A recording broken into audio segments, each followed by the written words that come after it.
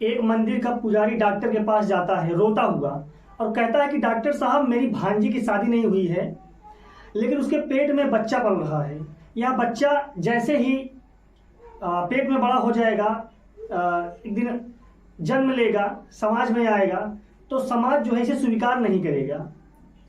जिस तरीके से हमारे परिवार की इज्जत है, रसूख है, परिवार की भी इज्जत तार तार हो जाएगी यदि बच्चा जन्म ना ले।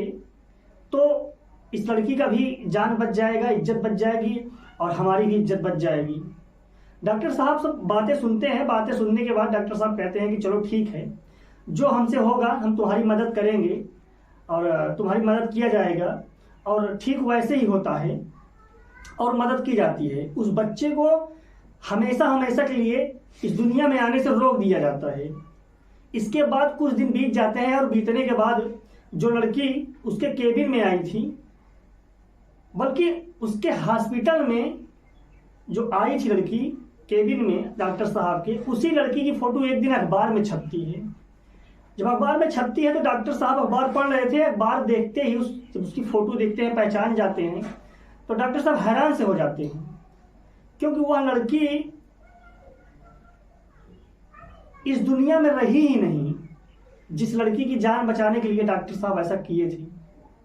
जिस तरीके से उसकी हत्या होती है, हत्या की जाती है, वह अपने आप में रूह कपा देने वाली होती है। जितने लोगों ने इस घटना को सुना, इस घटना के बारे में सुना, सुनते ही जो है उनका कलेजा कांप गया, खून खौल उठा। उनको विश्वास नहीं हुआ और बल्कि उनके सामने जो सच आ रहा था उसको सुनकर हर किसी को ज़्यादा तकलीफ हो रही थी। यह कैसे हो गया, यह कैसे हो सकता है। आदाब, नमस्कार, सत श्री अकाल दोस्तों, मैं नीरज शर्मा। आज की जो सच्ची घटना है यह तेलंगाना प्रदेश का एक जिला है हैदराबाद, और इसी का एक इलाका है शमशाबाद गांव का, जो शमशा गांव का गांव लगता है नरकुंडा। और लेकिन इसी के पास बंगारू में एक मंदिर है। यहाँ के रहने वाले जो है गरीब किसान, जो पैसों से भी MBA कंजेक्शन का काम भी करवाते हैं, ठेकेदार हैं और बहुत अच्छे जाने माने इलाके के व्यक्ति हैं। 5 जून 2023 के सुबह में वो एक राजीव गांधी इंटरनेशनल एयरपोर्ट के पास जो है पुलिस स्टेशन पड़ता है हैदराबाद, वहाँ पहुँचते हैं और जाने के बाद पुलिस से कहते हैं कि उनकी भांजी अचानक से गायब हो गई है, लेकिन कहीं भी पता नहीं चल रहा है और जितनी जल्दी हो उसको ढूंढा जाए, प्लीज़ हमारी मदद करिए। लेकिन जिस तरह से लिबास में पहुंचा था, क्योंकि यह मंदिर का पुजारी है और मंदिर का पुजारी होने की वजह से पुलिस ने इस व्यक्ति की इज्जत रखते हुए, इसकी बात मानते हुए मुकदमा दर्ज किया। तो पुलिस वाले ने मामले की जांच पड़ताल में जुट गए और क्योंकि पुजारी से जुड़ा हुआ मामला था, बड़ी इज्जत, बड़ी रिक्वेस्ट किया करते थे। पुलिस की टीम उस लड़की के घर पर जाती है, उससे बाद उससे बातचीत करते थे।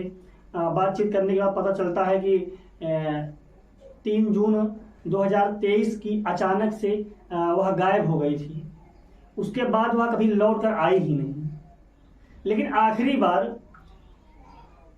और किसी के साथ नहीं थी, अपने मामा जो पुजारी होते हैं, अपने मामा पुजारी के साथ थी। वो पुजारी से बात किया जाता है। जब वो थी तो तुम क्या हुआ, तो पुजारी कहता है कि मैं उस घर से लेकर निकला था, लड़की को जाना था जो है शमशाबाद इलाके में, और शमशाबाद इलाके में मैंने उसे जो है वहाँ पर छोड़ दिया और मुझे आगे जाना था। तो भद्रचलम में जाना था, इसलिए मैं उसको शमशाबाद में छोड़ के चला गया। अब पुलिस जब यह बात सुनती है, पुलिस ये जांच आगे बढ़ाती है। दरअसल शमशाबाद भद्रचलम की जो दूरी है वो 21 किलोमीटर की रेंज में पड़ता है। आसपास एक जगह पड़ती है सरूर नगर, यहाँ पर एक बंगारू में समा का मंदिर, उसी मंदिर में ये पुजारी होते हैं। साईं कृष्ण का मतलब अय्या गिरी, साईं कृष्ण जो मंदिर के पुजारी हैं। जब पुलिस इनसे बातचीत करती है और बातचीत करती है। फिर उसके बाद पुलिस इस की जांच पड़ताल में जुट जाती है और घर से लेकर शमशाबाद और शमशाबाद से लेकर भद्राचलम और भद्राचलम से लेकर सुरूर नगर जितने भी इलाके थे, इनकी सैकड़ों की संख्या में जो सीसीटीवी कैमरे होते हैं सभी की तलाशा जाता है।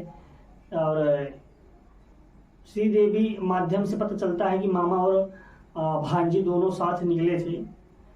जो सीसीटीवी कैमरा होता है उसके माध्यम से पता चलता है कि मामा भांजी साथ निकले थे घर से जो है।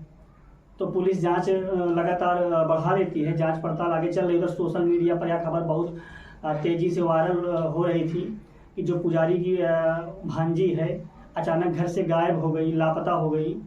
पुलिस कोशिश करने में पूरी लग गई थी, लेकिन पुलिस को कहीं से कोई सफलता नहीं मिली। पुलिस पुजारी से बातचीत करती है, फिर पुलिस को जो है पुलिस के खोजबीन बहुत करती है। उसके बाद पता चलता है कि शमशाबाद इलाके में कभी छोड़ा ही नहीं था इसने। आखिरकार गई तो कहाँ गई लड़की।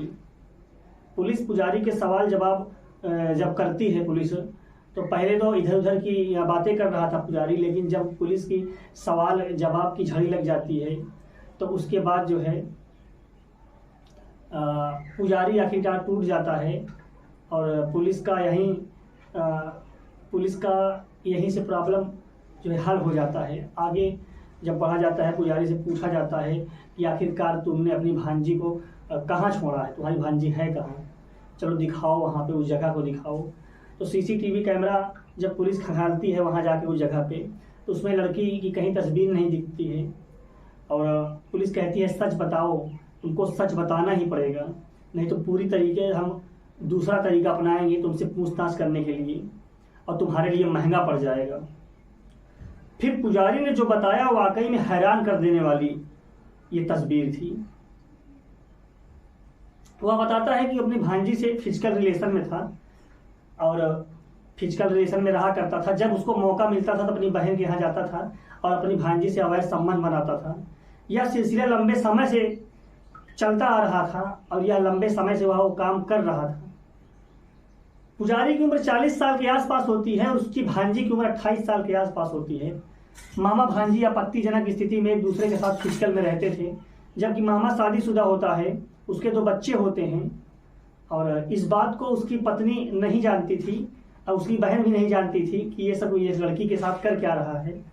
दोनों एक दूसरे के बारे में बहुत अच्छे से जानते थे। यही वजह थी कि एक दिन होता है कि अचानक पेट में दर्द होता है और पता चलता है कि भांजी प्रेग्नेंट है और मामा से कहती है कि मामा तुमको मामी को छोड़ना पड़ेगा और तुम्हें मुझसे शादी करनी पड़ेगी।